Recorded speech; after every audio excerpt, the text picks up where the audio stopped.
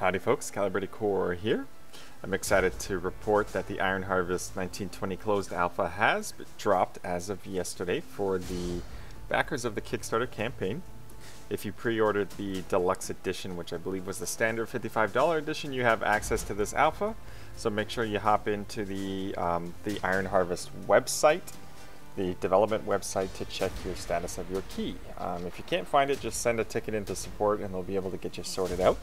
Unfortunately, there's only two things to do at the moment. This is challenges and skirmishes. So I'm just going to go ahead and play a skirmish game just to give you guys an idea of what the gameplay is like. Had the opportunity up here to already play about 4 or 5 games, so I'm extremely impressed. I think there's a lot of good opportunity here to develop an incredible game. I have my hesitancies on a few things, but we'll talk about that a little bit later. But for now, let's hop into a game and get going. Alright, we are in.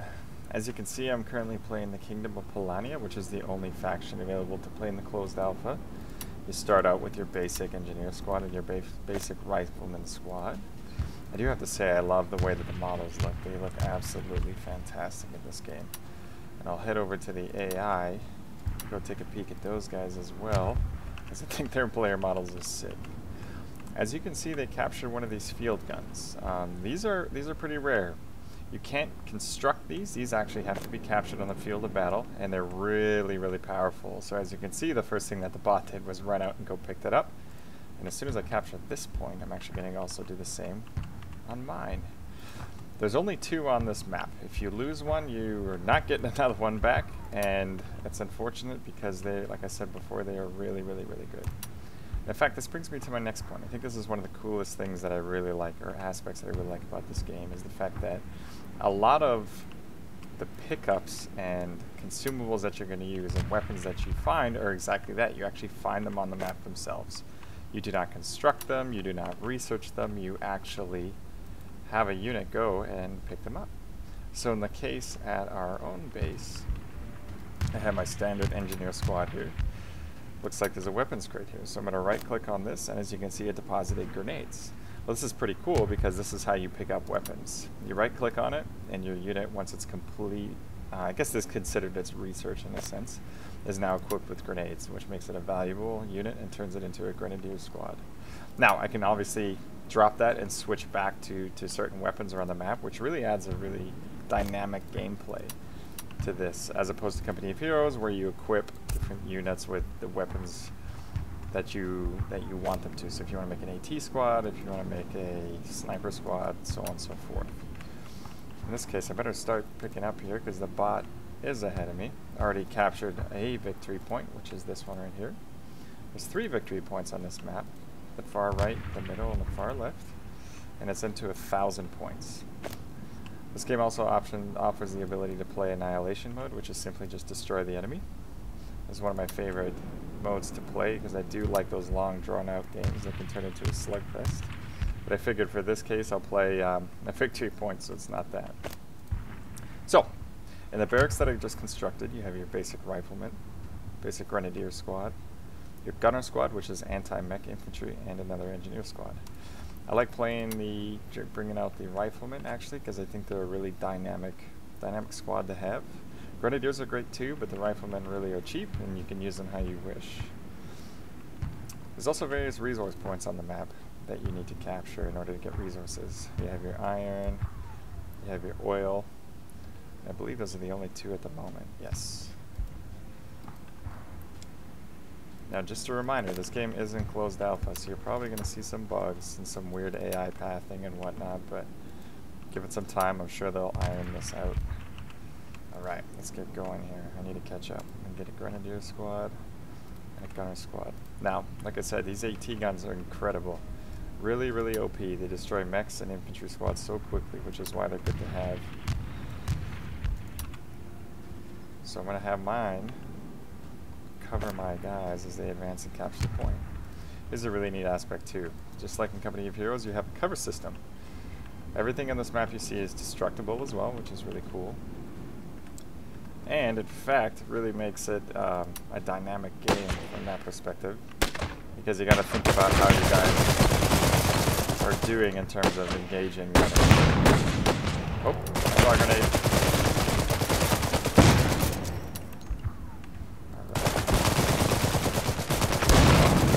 squad's getting outflanked. I'm gonna bring in my grenadiers to help them.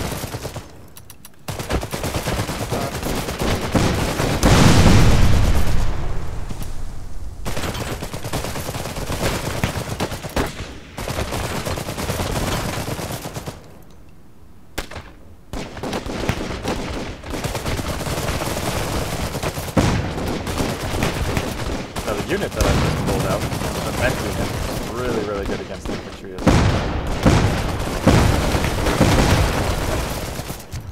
As you can see, we just easily annihilated that squad. Oh no! Run! Mateos! So I can engage these guys. Support here.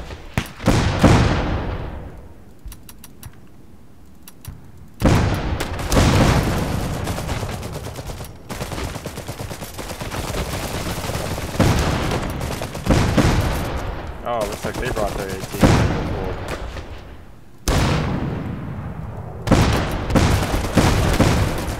That was an accident. Didn't mean to get these guys to move. Looks like their AT gun is now outflanking mine, so I'm going to pull that back. I'm going to go distract him with a few grenades.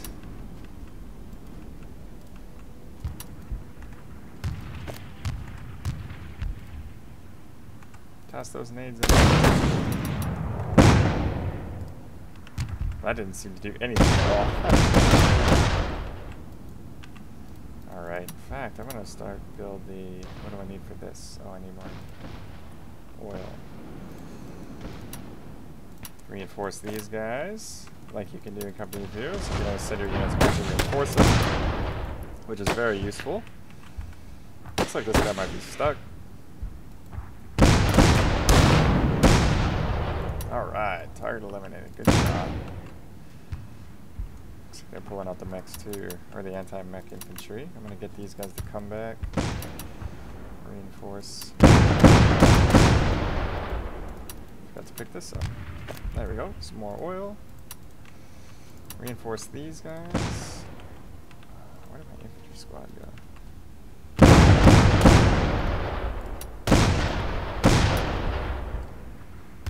I have the resources.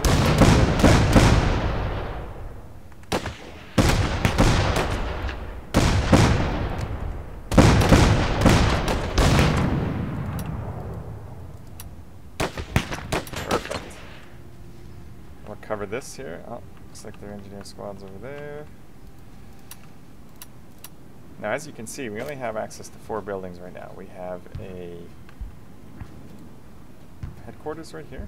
We have a mech factory, which I'm going to build here, and then we have bunkers. There are no base defenses to start out with, so it's always good to have bunkers, and I really actually learned that the hard way when I wasn't aware of that and left my base completely open and ran off. So that didn't bode well for me. As you can imagine, they just walked in with mechs, and I was pinned there for a good 15 minutes before I could actually do anything. So I'm going to build a bunker here.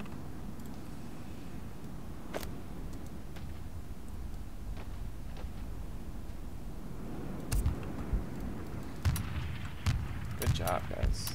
Eliminated them. Send these guys in the middle, and I might actually go ahead and convert these guys to a anti-mech unit, if I have the option. Oh! Now the standard infantry of the faction here, I'm not too sure what they're called, is equipped with submachine guns, which can be very deadly if they close this. Uh-oh. Looks like they're bringing up the first mech. Oh, I'm gonna hit him. Oh, rip. Gone but not forgotten. Alright. In fact, I'm gonna pull a recon mech as well.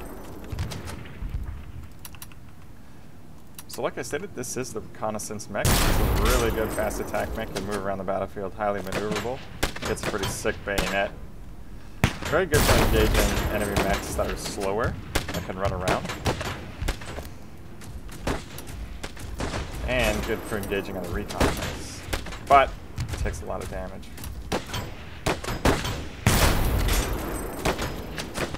have my guys go ahead and pick away at him. There we go. Dang. Engineer the engineer.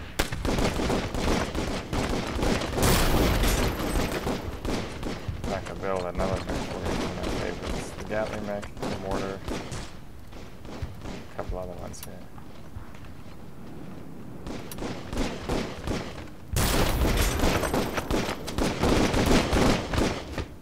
Now, even though I'm down and out at the moment, I gotta start capturing these things. The bot can easily win if they hold on to those victory points, which I'm not gonna let them unless these guys want to shoot them. There. So I can pick these back up and away we go. This is my personal favorite mech. It's equipped with a Gatling gun. Just a lumbering giant, anti-infantry. It's pretty freaking cool. Sounds like they got some more. Oh. The other mech that I built is a mortar mech. There's this kind of suit that I built mortar. It's pretty neat, very useful.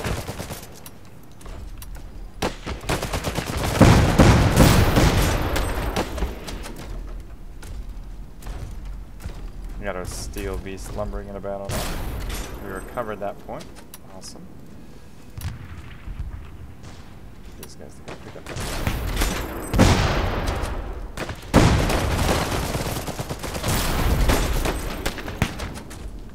I think it's really cool. So we have this camera. Cinematic camera.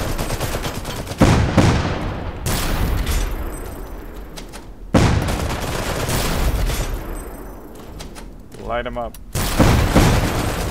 Someone's gonna win this duel.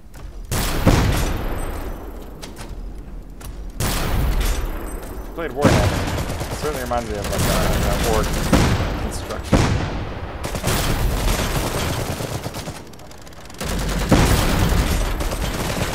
I'll be dead here in a minute.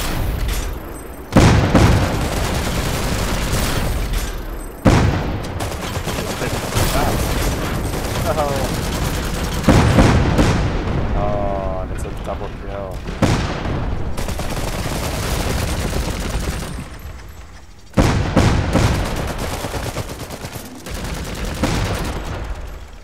Alright, I'm gonna pull my guys back. I'm gonna get my mortar.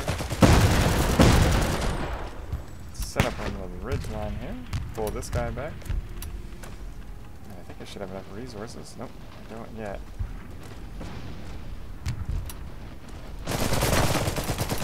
Run. Build the other one for you.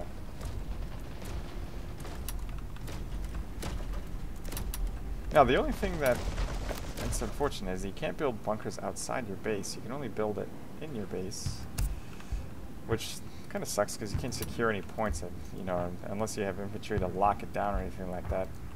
You're pretty much letting it open to the AI, or giving the opportunity to the AI to go ahead and pick those things up here. So it looks like their headquarters is also Polania, but obviously their units look different than ours.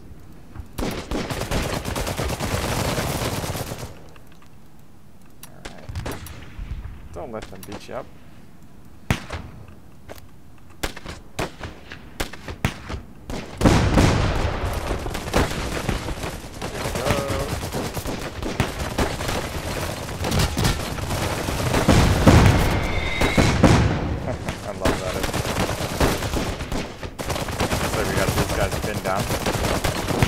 Now, regular riflemen do have the opportunity to go into buildings, but at this point, in this closed alpha, we don't have the opportunity to garrison buildings, or at least I haven't figured it out.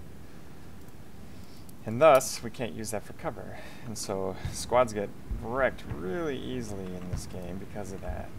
And so, I'm going to go ahead and build you guys. You've seen all those, so I'm going to go ahead and build you this spider tank. It's also one of my favorites. I haven't found a real good use for him yet, but aside from the cool factor, I prefer to get this Gatling mech, the recon mech, and this mortar mech. He's pretty freaking awesome too. Oh, is that a spider? It is done. Look at this beast. This thing is really, really neat. Thoroughly enjoy looking at it. Now, if you guys have ever played the board game Scythe, actually one of the art director actually for that is the art director for this game as well, which is why these guys look so amazing. And why the unit icons and the their little banners down here are really, really done amazing too. Definitely a great way of getting everything squared away. I'm gonna have this mortar. For these guys who are trying to take my victory point. In fact, this is mine. Oh, well, doesn't matter. That's GG. Let's take a look at the stats screen and see how well we did. Good game. Good game. Beat those guys by a decent amount. Got a couple awards. I'll add it. Destroyer of armies, most units killed. Mech hunter, most mechs destroyed. Army of steel, most mechs produced. So as you see, this also has a stats screen, and very reminiscent to Company of Heroes in terms of how it breaks everything down. So that's GG. Like I said, I think there's still a lot of work to do. I'd prefer to see more units. With 4 or 5 unit cards is really not a lot to pick from.